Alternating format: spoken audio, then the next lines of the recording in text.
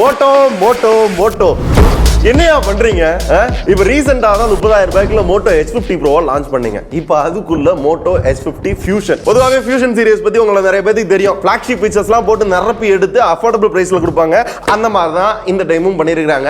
Under 25K குள்ள கொண்டு வந்து சோனி லித்தியா சென்சார் யூஸ் பண்ணிருக்காங்க. IP68 ரேட்டிங் இருக்கு, 1600 பீக் பிரைட்னஸ் இருக்கு, 1000 mAh பேட்டரி இருந்தாலும் ரொம்ப ஸ்லிம்மா வந்து டிசைன் பண்ணிருக்காங்க. சோ எப்படி இருக்குன்றத காட்டணும்னா பிரிக்கணும்ல. நானும் அப்படிதான் நினைச்சு பிரிக்கலாம் நினைச்சேன். பட் எனக்கு முன்னாடியே எங்க பயலுக்கு பிரிச்சு விட்டாங்க. அந்த அன்பாக்சிங் தான் நீங்க பாத்துக்கிட்டு இருக்கீங்க. சோ அன்பாக்சிங்ல பெருசா சொல்ல புதுசா சொல்ல எதுவும் கிடையாது. எப்பயும் போல phone, charger, cable, paper, sim ejector இதான் இருந்தது. பட் இதுல நீங்க கவனிக்க வேண்டிய விஷயம் என்ன அப்படின்னு பாத்தீங்க அப்படின்னா, இந்த பாக்ஸ் வந்து ஈகோ ஃப்ரெண்ட்லி. அதே மாதிரி இந்த உள்ள இருக்கிற இந்த பேப்பரா இருக்கட்டும், இதோட கேஸா இருக்கட்டும், எல்லாமே பாத்தீங்க அப்படின்னா ரீசைக்கிள்டு மெட்டீரியல் வச்சு யூஸ் பண்ணிருக்காங்களா. ரொம்ப பிளாஸ்டிக் ஃப்ரீயா நாங்க கொண்டு வரணும் அப்படின்றத வந்து மோட்டோ வந்து ட்ரை பண்ணலாங்களா. அது வந்து நிஜமாவே ஃபீல் பண்ண முடியுது. சரி, போன டைம் மாதிரி இதுல இருந்து சென்ட் கிண்ட் அடிச்சு கொடுத்துருந்தாங்களா என்ன? ஏன்னா நம்மளுக்கு மட்டும் அடிச்சு கொடுக்குறாங்க. நம்ம வீடியோ பார்த்துட்டு ஒருத்தர் நான் மோட்டோ H50 Pro வாங்கினேன், நாம வந்து பார்த்து எனக்கு சென்ட் வாட வரல அப்படின்னாரு. ஸோ அப்போ நம்மளுக்கு மட்டும் தான் அடிச்சு கொடுக்குறாங்களா? இப்போ இந்த போனை பத்தி சொல்லணும் அப்படின்னா முன்னாடியே ஃபீச்சர்ஸ் ஓரளவு சொல்லிட்டேன் இல்லையா. இதுல ஒரு சில விஷயங்கள் சூப்பரா மிரட்டி விட்டுருக்காங்க, சில விஷயங்கள் பாத்தீங்கன்னா உழப்பி விட்டுருக்காங்க.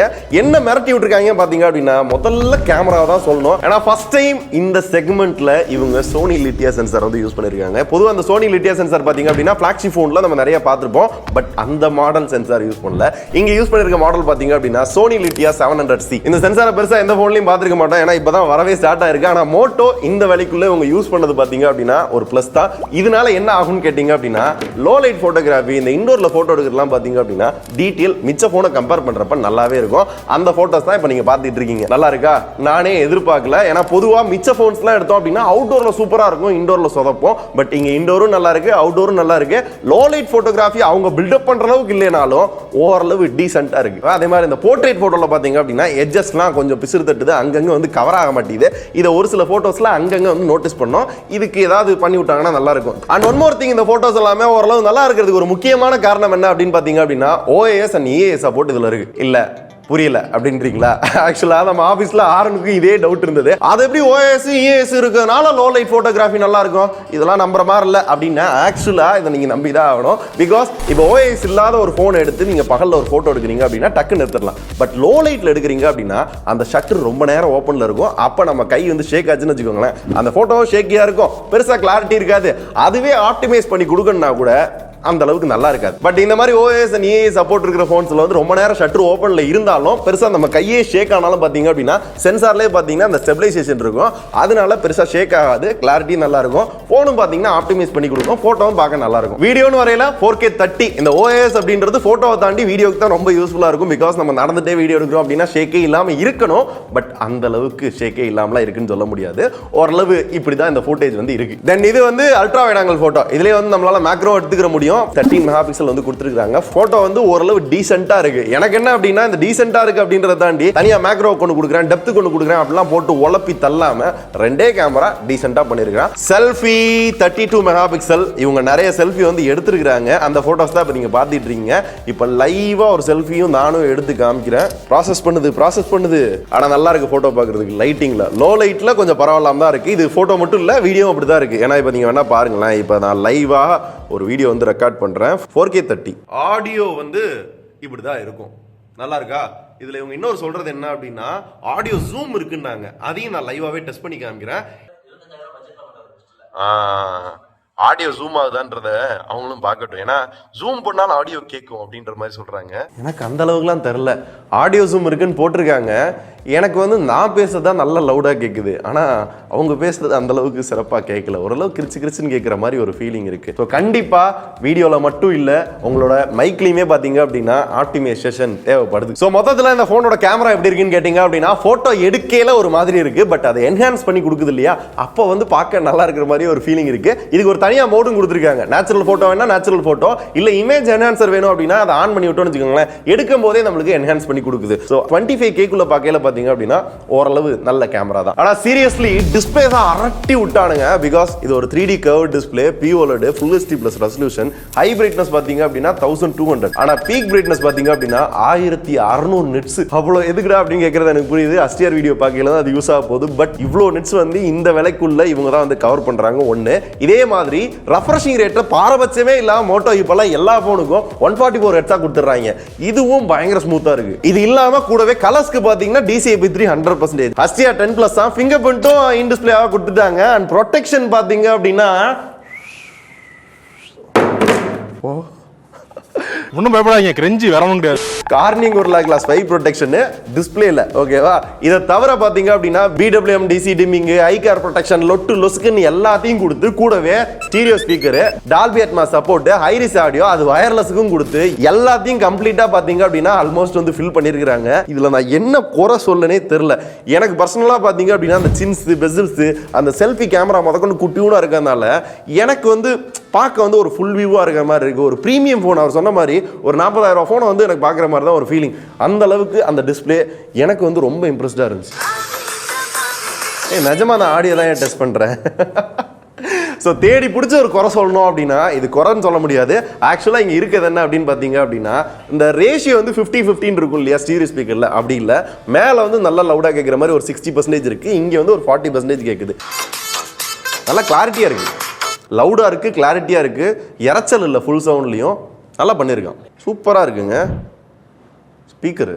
இந்த டிசைன் வந்து பெருசா இம்ப்ரெசிவ்னு சொல்ல முடியாது. ஒன்லி லாஜிக் எனக்கு பிடிச்சிருந்தது அப்படின்னு பாத்தீங்க அப்படின்னா இந்த கேஸ் இருக்குல்ல, இந்த போன் என்ன கலரோ அதே கலர்ல கேஸ் கொடுத்தது பாத்தீங்க அப்படின்னா அது எனக்கு கொஞ்சம் பிடிச்சிருந்தது. மொத்தமா இது ஒரு 3 கலர் ஆப்ஷன் இருக்கு. அதுல வந்து ஒரு சிலது பாத்தீங்கன்னா லெதர், சிலது பாத்தீங்க அப்படின்னா 3D PMMA மெட்டீரியல் வந்து யூஸ் பண்ணிருப்பாங்க. அதுக்கேத்தாப்புல வெயிட்டும் மாறும். ஸோ வெயிட் பாத்தீங்க அப்படின்னா இது 175 கிராம் வந்து வருது. ஸோ சீரியஸா எப்படி 5000 mAh பேட்டரியும் வச்சு 175 கிராமும் பண்றாங்க அப்படின்றது தெரியல. நல்லா பண்ணிருக்கான், கையில பிடிக்கும், நல்லா இருக்கு. பிகாஸ் மோட்டோ போன்ஸ் வந்து நேரவா இருக்குமா, கைக்கு அடக்கமா இருக்கிற மாதிரி ஒரு ஃபீலிங் வந்து கொடுக்கும். அது கொஞ்சம் நல்லா இருக்கு. அதர் டிசைன்லாம் பாத்தீங்க அப்படின்னா வழக்கம் போல தான். இது எத்தனை தடவை எத்தனை போன்ல பாத்திருக்கின்றது உங்களுக்கும் தெரியும், எனக்கும் தெரியும். நம்ம கையில இருக்குது பாத்தீங்கன்னா லெதர் ஃபினிஷ் நல்லா பண்ணிருக்கோம். நீங்க சொன்ன மாதிரி எனக்கு இந்த கலர் டோனும் இங்க கொடுத்துருக்க அந்த லெதர் ஃபினிஷும் லிட்டரலா எனக்கு ஒரு 40,000 போன் மாதிரி ஒரு ஃபீல் கொடுக்குது. ரீசெண்டா உண்மையாவே சூப்பரா பண்ணிட்டு இருக்கான் ப்ரோ. கரெக்டா அந்த பட்ஜெட் இப்போ எடுத்துக்கிட்டீங்க அப்படின்னா அதோட விலை வந்து under 25K சொன்னா இதுக்குள்ள IP68 ரேட்டிங். ஏ சீரியஸ்ல அவன் விற்கிறதே பாத்தீங்க அப்படின்னா எங்கிட்ட IP68 ரேட்டிங் இருக்கு அப்படின்னு சொல்றானுங்க. இங்க வந்து 25,000 ரூபாய்க்குள்ளே IP68 ரேட்டிங் கொடுத்து வச்சிருக்கீங்க. அப்ப மிச்ச பிராண்ட்லாம் இவங்க எங்க போவாங்க? எங்க போறது? IP68 அதை சொல்லிடுறப்பா, எல்லா வீடியோலும் சொல்றதான். 5 மீட்டர் ஆழத்துல 30 நிமிஷம் கிடந்தாலும் ஒண்ணுமே ஆகாது அப்படிம்பாங்க. ஆனா டர்ம்ஸ் அண்ட் கண்டிஷன் எல்லாம் படிச்சு பாத்தீங்கன்னா தெரியும் அது வந்து ஃப்ரெஷ் வாட்டர். அதனால அதை பாத்துக்கோங்க. அண்ட் கூடவே ப்ரோ இதுல அக்வா டச் இருக்கு. நம்ம இதுக்கு முன்னாடி OnePlusல ஒரு 30,000 ரூபாய் போனுக்கு மேல பார்த்தோம் இல்லையா, அதுல இருக்கிற ஒரு ஃபீச்சரை எங்கேயும் கொடுத்துருக்கான். ஸோ ஈரக்கையில நீங்க போன் யூஸ் பண்ணாலும் இல்ல டிஸ்பிளேல தண்ணி இருந்தாலும் பாத்தீங்க அப்படின்னா ஓரளவு அந்த டிஸ்பிளே ஒர்க் ஆகுது. இதுவும் பாத்தீங்க அப்படின்னா இந்த விலைக்குள்ள அரட்டி விட்டானுங்க. இப்ப எங்க உழப்பிருக்காங்க அப்படின்னு பாத்தீங்க அப்படின்னா ப்ராசஸர். ஏன் அப்படின்னா SoC என்ன பண்ணிருக்காங்க தெரியுமா? Qualcomm தான். ஆனா Snapdragon 7S Gen 2 இத ஒரு சில போன்ல ஆல்ரெடி பார்த்திருப்பீங்க இல்லையா. பெஞ்ச்மார்க்ஸ் ஒரு 5.5 லட்சத்தை தாண்டி தான் போகும். இந்த விலைக்குள்ள இந்த SoC நீங்களே சொல்லுங்க கரெக்டா இருக்குமா? அதனால தான் கொஞ்சம் உழப்பலா ஃபீல் ஆகுது. இன்னொரு ரீசன் பாத்தீங்க அப்படின்னா 2 மெமரி வேரியன்ட்ல வந்து விட்டுருக்காங்க. 8128, 8256. ஆனா ஹார்ட்வேர் டைப் வந்து LPDDR4X RAM, UFS 2.2. சரி சரி, அதுக்கு இது ரொம்ப மோசம் இல்லைன்னு எனக்கும் தெரியும். ஓரளவு டெய்லி யூசேஜ் நல்லா இருக்கும். கேஷுவல் கேமிங், BGMIயோ இல்ல வந்து CODயோ, ஈவன் நீங்க வந்து அந்த ஜென்ஷன் இம்பாக்டே விளையாடுறதுனால விளையாட முடியுது. பட் ரொம்ப நேரம் விளையாடையில லைட்டா ஒரு சுடுற ஃபீல் வந்து இருக்கு. என்னதான் வந்து கூலிங் அது கொடுத்துருக்கோம் இது கொடுத்துருக்கோம் அப்படின்னு சொன்னாலும் கூடவே 15 5G பேண்ட் கொடுத்துருக்கோம், Wi-Fi 6 இருக்கு, Bluetooth 5.2 கொடுத்துருக்கோம் அப்படின்னு என்ன முட்டு கொடுத்தாலும் லாஜிக்கலி பாத்தீங்க அப்படின்னா 25,000 ரூபாய்க்குள்ள இந்த SoC பத்தாது. ஓரளவு டீசென்டான SoC அப்படின்னு வேணா சொல்லலாம். இதோட பெட்டர் பர்ஃபார்மன்ஸ் வேணும் அப்படின்னா உங்களுக்கே தெரியும் இல்லையா? சோ இப்போ சொல்லுங்க, இது கொஞ்சம் உழப்பல் தானே. அப்புறம் பேட்டரி வந்து நடுவுல சொல்லிட்டேன் 5000 mAh பேட்டரி, வெயிட் வந்து இவ்வளவு கம்மியா கொடுத்துருக்காங்க அப்படின்றது உங்களுக்கு சொல்லிட்டேன். பட் சார்ஜர் பாத்தீங்க அப்படின்னா 68 வாட் ஃபாஸ்ட் சார்ஜிங். அதுவுமே அன்பாக்சிங்ல பாத்துட்டீங்க இல்லையா? சோ இது யூஸ் பண்ணி எவ்வளவு நேரத்துல சார்ஜ் பண்ணலாம் அப்படின்னு கேட்டீங்க அப்படின்னா நியர்லி எங்களுக்கு ஒரு 1 hour ஆச்சு. பட் ஃபர்ஸ்ட் அந்த 50% மட்டும் பாத்தீங்க அப்படின்னா கடகடன்னு ஒரு 15-20 நிமிஷத்துல ஆயிருது. அடுத்த 50% தான் பாத்தீங்க அப்படின்னா ஒரு 40 நிமிஷத்துக்கிட்ட ஓடுது. பேட்டரி லைஃப் நல்லா தான் இருக்கு. கேமராவோ கேமிங்கோ வீடியோ நிறைய பாக்குறீங்க, அந்த மாதிரி அடிக்கடி யூஸ் பண்ணிட்டே இருக்கீங்க அப்படின்னா ஒரு சாயங்காலம் வரையும் தாங்க தாங்குது. நார்மல் யூஸ்ல சாட் பண்றதுக்கு, கால் பண்றதுக்கு, அப்பப்போ வந்து வீடியோ ஸ்க்ரோல் பண்றதுக்கு பாத்தீங்க அப்படின்னா ஓரளவு 1 டே கிட்ட வருது. ஆனா எக்ஸாக்டாலாம் சொல்ல முடியாது. பிகாஸ் ஆஃப் அந்த 144 Hz ரெஃப்ரெஷிங் ரேட் அதை குறைச்சு வச்சீங்கன்னா பேட்டரி லைஃப் கூடும், பட் அந்த எக்ஸ்பீரியன்ஸ் வந்து போயிடும். ஸோ எக்ஸ்பீரியன்ஸ் தான் முக்கியம் அப்படின்னு நினைக்கிறீங்க அப்படின்னா பேட்டரியை கொஞ்சம் இழந்தா ஆகணும். ஸோ இது உழப்பலும் இல்ல, மிரட்டலும் இல்ல, ஓரளவு சென்ட்ரிக்கா போயிடுச்சு, நல்லா இருக்கு, அவ்வளவுதான். அண்ட் ஃபைனலி ரீசெண்டா பாத்தீங்க அப்படின்னா H50 Pro ரிவ்யூ பண்றப்ப UI வந்து புதுசா வந்து இம்ப்ரூவ் பண்ணிருக்காங்க. ஹலோ UI வந்திருக்குன்னு சொன்னல, அதே தான் இங்க இருக்கு.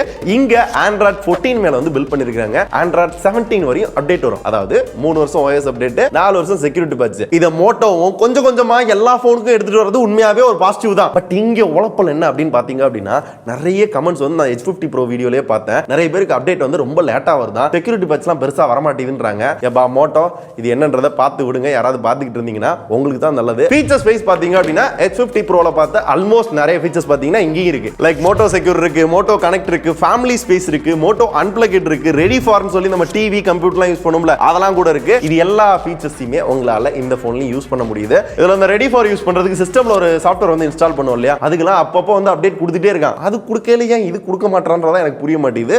அதர் தென் க்ளீன் UI மோட்டோ பொறுத்தவரை உங்களுக்கு தெரியும், ஸ்டாக் ஆண்ட்ராய்டு மாதிரி இவங்களோட UI கொஞ்சம் கொஞ்சம் வந்து பாத்தீங்க அப்படின்னா தெளிச்சு வச்சிருக்காங்க.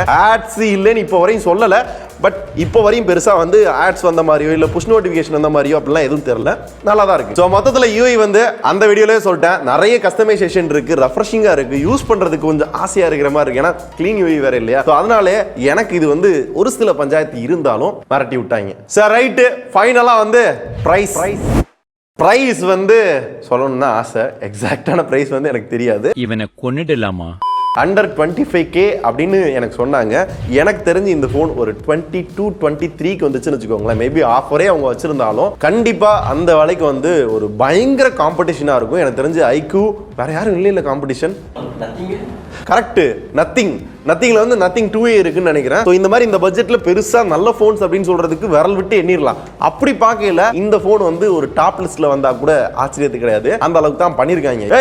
அதான் வந்து H40 Neo இருக்குல்ல அப்படின்னு கேட்டீங்கன்னா அது வந்து எத்தனை மாசம் ஆச்சு நீங்களே கவுண்ட் பண்ணி பாருங்க. அதே எனக்கு தெரிஞ்சு இந்த போன் வந்துச்சு அப்படின்னா ஒரு 20,000 ரூபாய்க்கு கீழே கொண்டு போயிருவாங்க. ஸோ மோட்டோவும் எல்லா பிராண்ட் மாதிரி பாத்தீங்க அப்படின்னா ஒவ்வொரு 5,000 ரூபாய்க்குமே ஒவ்வொரு பெஸ்ட் போன் வந்து ரிலீஸ் பண்ணும் அப்படின்ற மாதிரி தான் பாக்குறாங்க அப்படின்றது எனக்கு தோணுது. ஏன்னா இப்போ ரீசெண்டா பாத்தீங்கன்னா 30K குள்ள வந்து H50 Pro பார்த்தோம், இது வந்து 25K குள்ள, 20K குள்ள பாத்தீங்க அப்படின்னா H40 Neo போயிடும். அப்புறம் 15K குள்ள பாத்தீங்க அப்படின்னா மோட்டோ G64 இருக்குன்னு நினைக்கிறேன். அதே மாதிரி 10K குள்ள பாத்தீங்க அப்படின்னா மோட்டோல ஒரு பேஸ் மாடல் இருக்கு. இந்த மாதிரி ஒவ்வொரு 5,000 ரூபாய்க்குமே ஓரளவு நல்ல போன் தான் இவங்க லான்ச் பண்றாங்க. ஆனாலுமே பெருசா மக்கள் ஏன் கண்டுக்கிற மாட்டாங்க அப்படின்றது தான் எனக்கு புரியாத விஷயம். ஏன்னா உங்களுக்கு பிடிச்சா வாங்க போறீங்க, பிடிக்கலாம் வேணான்னு போக போறீங்க, அவ்வளவுதான். அந்த மாதிரி இந்த போன் உங்களுக்கு பிடிச்சிருக்கான்னு சொல்லுங்க. இப்போ இந்த போனோட எக்ஸாக்டான பிரைஸ் இங்கேயும் டிஸ்கிரிப்ஷன்லயும் அப்டேட் பண்றேன். அந்த விலைக்கு ஒர்த்தா இல்லையான்றதை நம்ம டீடைல்டா கமெண்ட்ல பேசுவோம். ஓகேவா? இப்போ என்ன கேட்டீங்க அப்படின்னா இன்கேஸ் நான் சொன்ன விலைக்கு அவங்க கொண்டு வந்தாங்க அப்படின்ற பட்சத்தில் அண்டர் 25K குள்ள கேமராக்கு, டிஸ்பிளேக்கு, குவாலிட்டிக்கு, யூசேஜுக்கு பாத்தீங்க அப்படின்னா கண்டிப்பா one of the best phone தான்.